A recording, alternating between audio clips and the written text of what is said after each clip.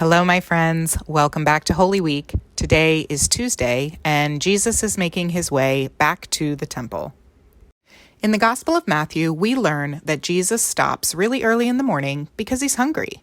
He sees a fig tree by the side of the road, but it has no fruit. So he curses it, and it withers away. This is symbolic of keeping faith. When we were in Israel, it was not fig season either. But we did see olive trees and almond trees in bloom, like the white ones you see here, as well as a yellow mustard seed everywhere, which is also a symbol of keeping the faith in the Gospels of Matthew, Mark, and Luke. Jesus enters the temple court and begins teaching. He gives several parables. He gives his testimony. He shares the greatest commandments, which are to love God and to love people.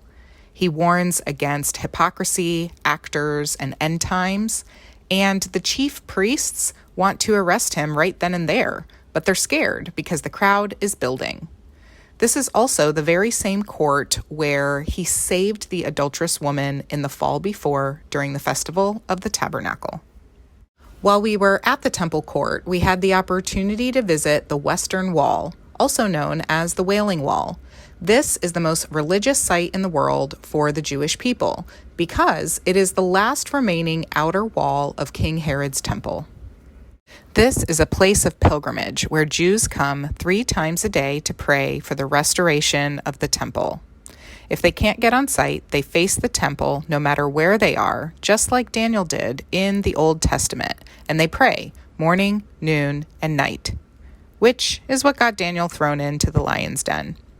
Today, men have the majority of the space as they approach the wall with their prayers and their notes for Yahweh, wearing their yarmulkes, which are handed out to visitors who would also like to pray, like the men in our group. In 1988, women were also allowed to pray at the wall in their smaller, designated corner. There are chairs and bookshelves and plenty of copies of the Torah in Hebrew lying around for believers to use. Some people stay for just a moment to drop off a note in the cracks of the wall, but other people stay for several hours, swaying and chanting and praying and sitting. My friends and I were very emotional to hear that all of the prayer notes that are left in the cracks of this wall will get prayed over once a week and then buried in the ground, as nothing with the name of God on it can be burned or thrown away. It was surreal to walk where Jesus walked and talked.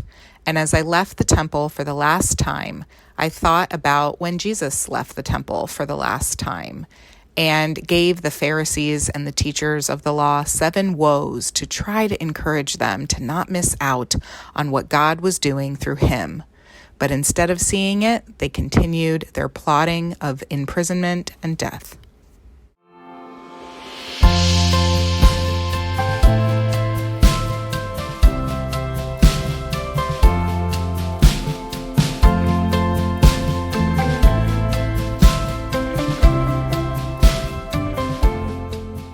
Thanks for joining me for Holy Tuesday. We are getting close, so come back tomorrow for more images of the Holy Land this Holy Week.